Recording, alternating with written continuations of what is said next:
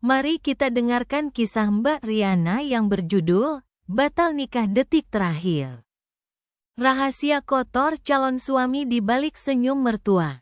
Kebohongan paling sempurna di dunia ini tidak pernah berupa naskah yang disusun secara rumit, melainkan sebuah kebenaran yang dipotong menjadi dua bagian. Malam itu, hujan turun dengan sangat deras di langit Jakarta. Rintik hujan yang tajam menghantam kaca jendela terus-menerus, seolah mencoba menghancurkan kesunyian palsu di dalam apartemen mewah tersebut. Sinta duduk membungkuk di sofa ruang tamu, menahan napasnya pelan. Matanya menatap kosong ke udara. Jam pendulum berdentang tepat pada pukul 2 pagi. Ketika bunyi klik terdengar dari lubang kunci, embusan angin menyusup melalui celah pintu, mengirimkan rasa dingin yang aneh merayap di punggungnya. Ia sama sekali tidak menyadari bahwa, tepat saat pintu kayu itu terbuka, batas dari sebuah drama psikologis yang mengerikan resmi dimulai. Mas Bima melangkah masuk, mengibaskan perlahan mantelnya yang basah kuyup oleh air hujan. Ia menatap ke atas dan tersenyum. Sebuah senyum penenang yang sempurna dari seorang pria tulang punggung keluarga. Dari sosok teladan yang dikagumi oleh seluruh warga kompleks. Maafkan aku, proyek akhir tahun benar-benar menekan jadwal. Mbak Sinta pasti sudah menunggu sangat lama, kan? Suara beratnya yang hangat menyapu gendang telinga, membawa perhatian yang biasa ia tunjukkan. Namun, tepat pada saat ia membungkuk untuk memeluk Sinta, lengannya mengencang lembut di bahunya. Seluruh intuisi seorang wanita di dalam dirinya tiba-tiba membunyikan lonceng peringatan yang memekakkan telinga. Ada aroma yang asing, embusan udara yang menyesakkan mencekik dadanya. Itu bukanlah aroma pelembut pakaian berbau pinus yang selalu dicuci sendiri oleh Sinta setiap minggu. Itu adalah aroma dari sejenis bunga melati murahan, parfum yang menyengat, pekat, menempel erat di setiap serat kain di ceruk leher Bima. Sinta membenamkan wajahnya di dada calon suaminya, dan pendengarannya langsung memperbesar setiap detail kecil. Napas pria itu sedikit terputus-putus. Suara jantungnya yang berdegup kencang di balik kemeja sutra terdengar bertubi-tubi dengan cara yang tidak wajar. Degupnya sama sekali tidak seperti detak jantung pria yang baru saja kelelahan karena berpacu dengan tumpukan dokumen. Itu terdengar seperti sisa-sisa kepanikan, atau gema dari sebuah gairah terlarang yang baru saja dipadamkan terburu-buru sebelum melangkah melewati ambang pintu. Hanya beberapa puluh menit sebelumnya, di bawah tirai hujan yang kabur di pinggiran kota yang sepi, suasana di dalam mobil Bima sempat menebal oleh emosi yang goyah. Suara wiper berdecit menyapu kaca depan. Bunyi rintik hujan menciptakan lapisan kedap suara yang sempurna, mengurung dua insan dalam ruang yang sempit. Bima mencengkeram kemudi dengan kedua tangannya. Matanya terpaku pada jalanan yang tergenang air di depan. Tiba-tiba, dari kursi penumpang, sebuah tangan mungil dengan kuku bercat merah muda pucat yang sedingin es, perlahan merayap naik ke punggung tangannya. Jari-jari itu membelai lambat di sepanjang ujung lengan kemejanya, diam-diam menyusup ke bawah lapisan kain sutra.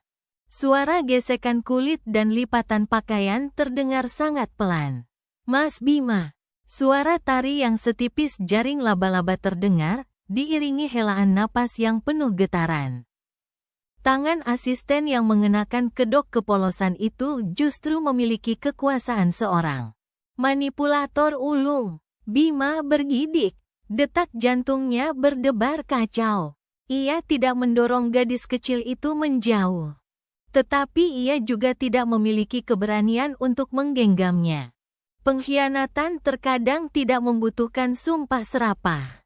Cinta terlarang terbentuk tepat di dalam persetujuan yang bisu.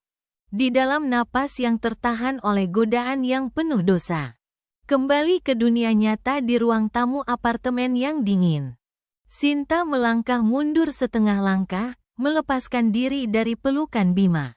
"Pergilah mandi, badanmu dingin sekali," ucapnya. Berusaha mengatupkan rahangnya rapat-rapat untuk menyembunyikan getaran yang menyebar hingga ke ujung jarinya. Saat Bima berbalik dan berjalan menuju lorong yang gelap, ia tiba-tiba menghentikan langkahnya. Menoleh kembali ke arah Sinta. Tatapan itu bertahan 1 detik lebih lama dari biasanya. Namun cukup untuk menancapkan bekas luka yang dalam di benak Sinta.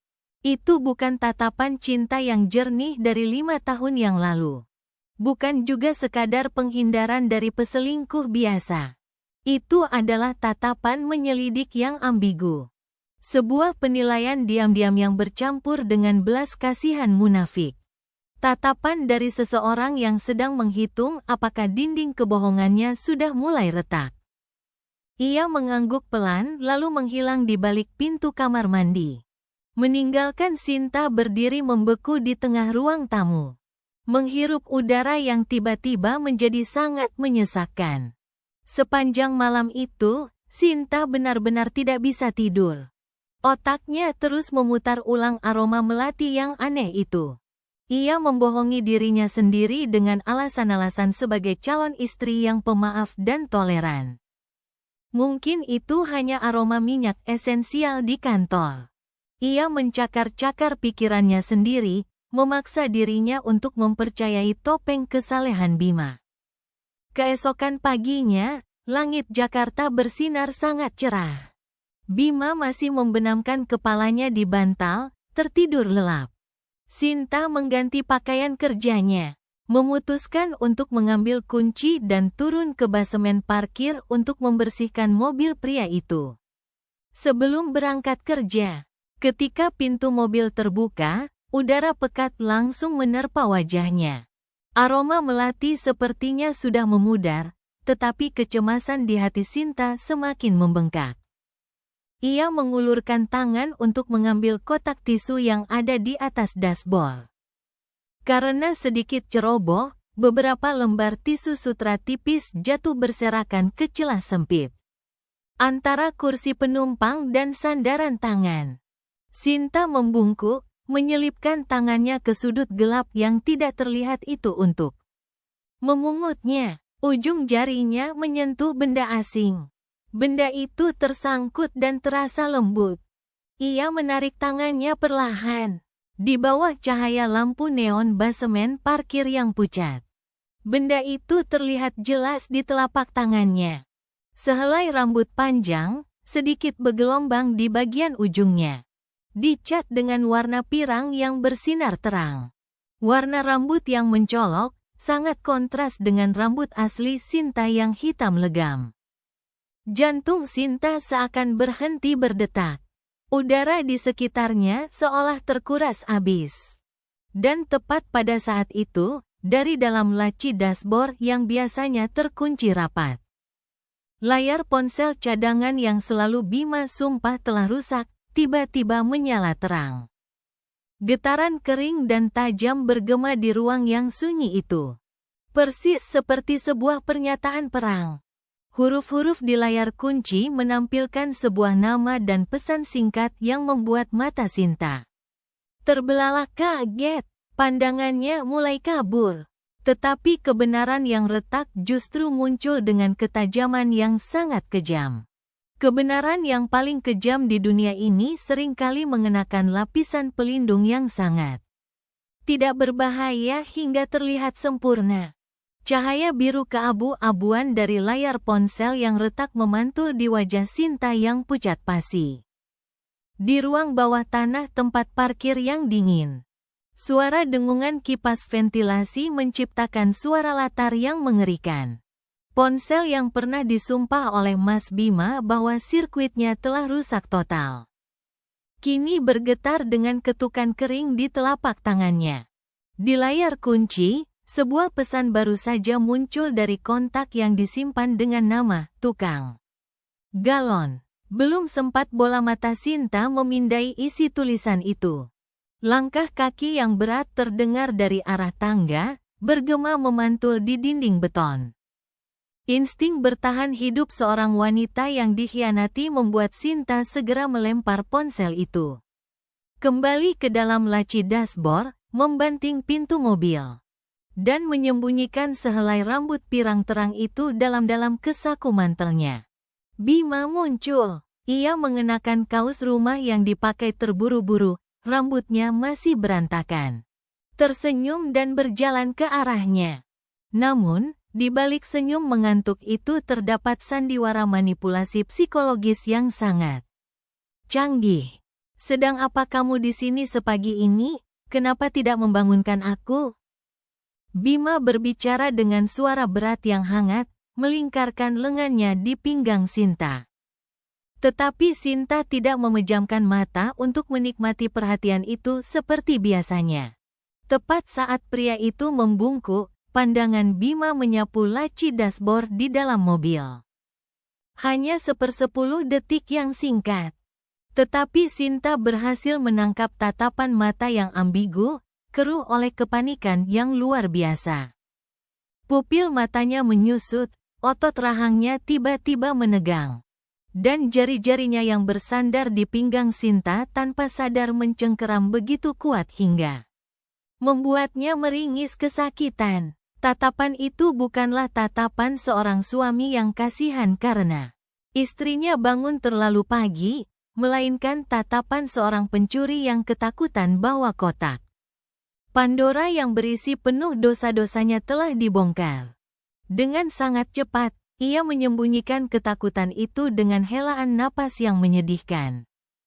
Ia membenamkan kepalanya di bahu Sinta, memainkan peran sebagai pria tulang punggung yang melengkung di bawah beban keluarga. Aku lelah sekali, bisik Bima, napasnya menerpa daun telinga Sinta. Kemarin ibu menelepon, dadanya sakit lagi. Dokter bilang harus ada pemeriksaan kesehatan menyeluruh. Bisakah kamu mentransfer 15 juta rupiah dulu untukku? Bulan depan ada bonus proyek. Aku akan menggantinya untukmu. Sinta berdiri diam seperti patung es. Suara dari kata 15 juta terdengar sangat ringan. Persis seperti tak terhitung kalinya pria itu meminjam uang darinya selama 5 tahun terakhir. Atas nama bakti kepada orang tua. Jika ini adalah Sinta yang kemarin, ia tidak akan ragu untuk mengeluarkan ponselnya dan melakukan transfer. Tetapi saat ini, ketika rambut pirang bergelombang itu masih bergesekan dengan kulit di dalam sakunya, ia merasakan perutnya melilit karena mual. Indra keenam seorang wanita mulai menambal pecahan-pecahan itu, membawa pikirannya melayang ke ruang sunyi di kantor Yayasan Amal yang dikelola Bima.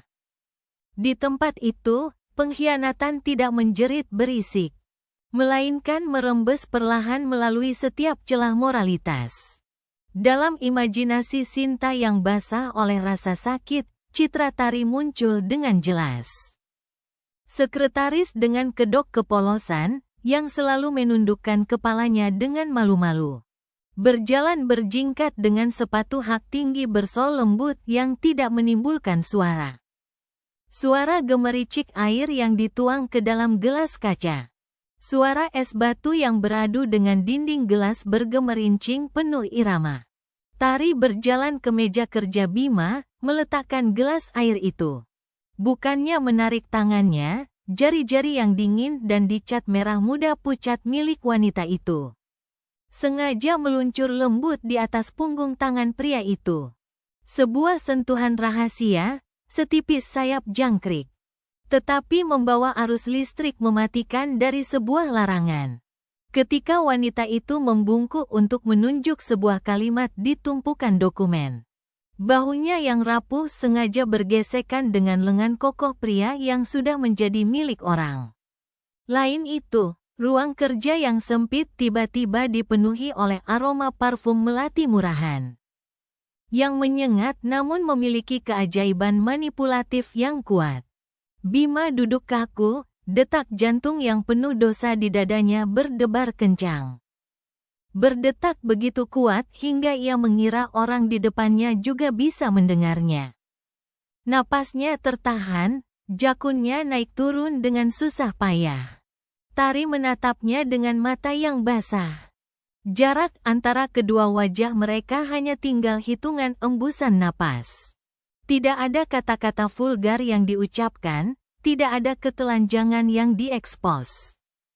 Tetapi udara yang pekat oleh gairah terlarang itu sudah cukup untuk menghancurkan kertas. Pernikahan manapun. Kembali ke dunia nyata, Sinta menarik napas dalam-dalam.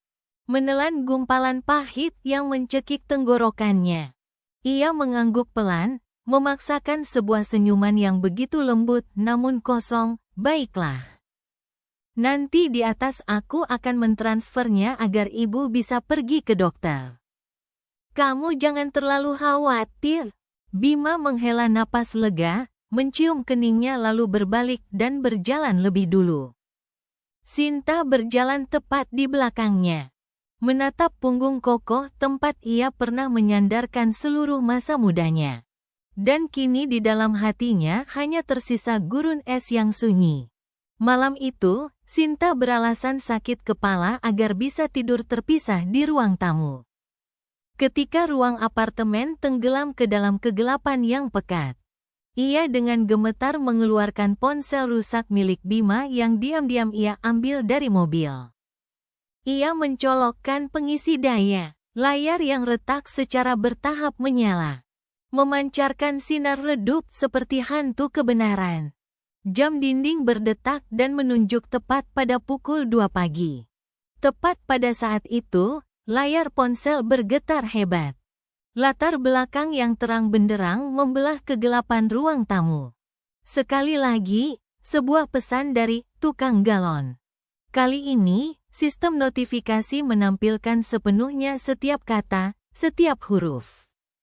Nada suaranya sama sekali tidak terdengar seperti seorang pengantar air yang kaku, melainkan rengekan manja dari seseorang yang sedang memegang nyawa orang lain. Mas, Dedek hari ini menendang sangat keras. Ibu dan anak ini sangat ingin makan durian. Apakah Mas bisa datang untuk mengelus perutku agar Dedek bisa tidur? Ponsel itu tergelincir dari jari-jari Sinta yang kaku. Jatuh dengan suara teredam ke atas karpet beludru. Kata Dedek menancap langsung ke otak besarnya seperti mata bor yang tajam. Menghancurkan setiap fondasi psikologis yang telah ia bangun dengan susah payah. Monster paling menakutkan di dunia ini sama sekali tidak bersembunyi di bawah tempat tidur atau di sudut-sudut gelap. Mereka mengenakan jubah kemegahan ikatan keluarga. Tersenyum ramah dengan bibir yang lembut. Sambil perlahan-lahan menuangkan setiap tetes racun tak kasat mata ke dalam cangkir teh yang akan Anda minum. Tinggal 2 hari lagi menjelang pesta pernikahan. Sinta menarik kerah mantelnya ke atas. Melangkah cepat di lorong apartemen keluarga Mas Bima yang sepi. Suara ketukan sepatu hak tingginya di lantai ubin menciptakan gema kering yang memantul di dinding-dinding dingin. Angin malam dari celah jendela di ujung lorong berdesir sesekali, menyapu kulitnya dan membuatnya bergidik. Sinta baru saja meninggalkan rumah calon ibu mertuanya kurang dari 15 menit yang lalu. Tetapi ia terpaksa kembali karena meninggalkan kardigan rajut dengan sulaman 2 kuncup bunga kecil di kerahnya, satu-satunya barang kenangan peninggalan mendiang ibunya. Pikiran Sinta masih berdengung oleh percakapan malam itu. Ia mencoba menarik napas dalam-dalam untuk mengusir rasa sesak yang menempel di dadanya. Pada saat duduk di sofa rumah mereka tadi, Ibu Ratna dengan penuh perhatian menggenggam tangannya. Tangan wanita tua itu mengusap lembut cincin pertunangan, membelai setiap sela jari Sinta. Seharusnya itu adalah sentuhan yang membawa kehangatan kasih sayang seorang ibu. Tetapi Sinta hanya merasakan hawa dingin mengalir di punggungnya. Setiap belayan jari Ibu Ratna terasa sedingin es dan lengket, membawa sensasi merinding yang persis seperti perut licin seekor ular yang sedang perlahan-lahan melilit mangsanya. Pada saat yang sama, wanita itu terus berbisik dengan suara semanis madu. Dengan cerdik menaburkan kata-kata manis untuk membujuk Sinta agar mengubah nama kepemilikan apartemen mewah yang baru dibelinya menjadi atas nama Bima demi menjaga martabat keluarga mempelai pria. Lalu Sinta teringat pada tatapan mata Dewi, adik perempuan Bima. Ketika Sinta dengan tersipu membagikan rencananya untuk masa depan. Dewi sedang duduk bermain ponsel di sudut ruangan. Gadis itu menyeringai tipis, memberikan tatapan mata yang tajam dan ambigu melewati bahu Sinta. Sebelum kembali menatap layar ponselnya yang menyala. Tatapan itu sama sekali tidak mengandung kekaguman dari seorang adik. Tatapan itu berisi kemenangan yang penuh ejekan. Kepuasan luar biasa dari seseorang yang sedang menyembunyikan rahasia kotor di dasar jurang. Bersiap untuk menarik Sinta jatuh ke dalamnya. Sinta berhenti di depan pintu kayu ek yang tertutup rapat. Ia mengangkat tangannya, berniat menekan bel. Namun, tepat pada saat ujung jarinya menyentuh udara, sebuah derai tawa tajam dari dalam terdengar, menembus lapisan kayu yang tebal. Menusuk langsung ke gendang telinganya. Astaga, ibu aktingnya luar biasa. Saat ibu pegang tangannya dan membujuk anak itu untuk ganti nama apartemen. Aku hampir saja tertawa terbahak-bahak. Suara melengking Dewi terdengar sangat jelas. Sinta berdiri membeku. Tangannya yang melayang di udara tiba-tiba menjadi kaku seolah berubah menjadi batu. Detak jantungnya mulai berdebar kencang. Setiap ketukannya menghantam dadanya begitu kuat hingga ia merasa tulang rusuknya akan hancur.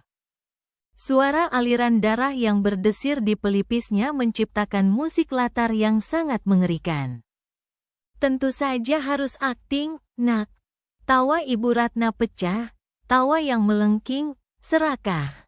Melepaskan sepenuhnya topeng kebaikan dan kelemah lembutan.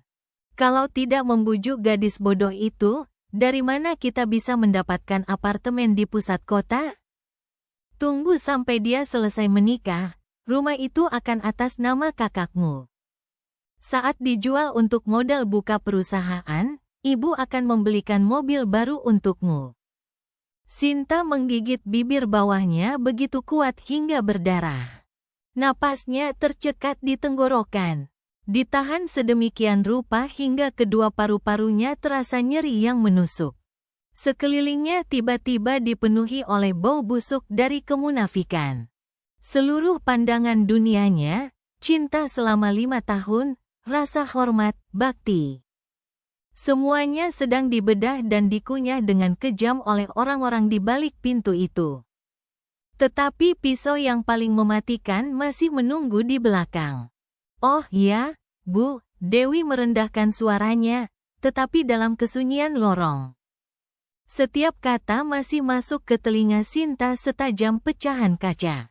Mbak Tari baru saja mengirim pesan padaku. Dia bilang Mas Bima sedang di sana mengelus perutnya agar dia bisa tidur. Bayinya sangat penurut hari ini. Dia bertanya kapan ibu akan membawa uang ke sana agar dia bisa pergi periksa kandungan. Otak Sinta seolah disambar petir.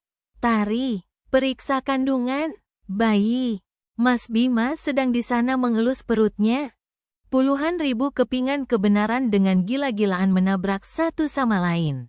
Membentuk sebuah lukisan berdarah. Panggilan telepon tentang ibu yang sakit untuk meminta 15 juta. Pesan dari tukang galon, sehelai rambut pirang terang di bawah kursi mobil. Aroma parfum melati murahan. Semua itu bukanlah kebetulan. Itu adalah ekosistem kebohongan yang dibungkus dan didukung oleh orang-orang yang sebentar lagi akan ia sebut sebagai keluarga. Sinta dengan gemetar merogoh tasnya, mengeluarkan ponselnya. Tangannya bergetar begitu hebat hingga ia hampir menjatuhkan perangkat itu. Ia membuka aplikasi perekam suara. Berusaha mendekatkan mikrofon sedekat mungkin ke celah di bawah pintu untuk merekam bukti-bukti paling menjijikkan tersebut. Namun, tepat saat ibu jarinya menyentuh tombol rekam berwarna merah, sebuah suara logam yang kering terdengar. Klik. Gagang pintu kuningan dari dalam perlahan-lahan diputar ke bawah. Seseorang sedang melangkah keluar.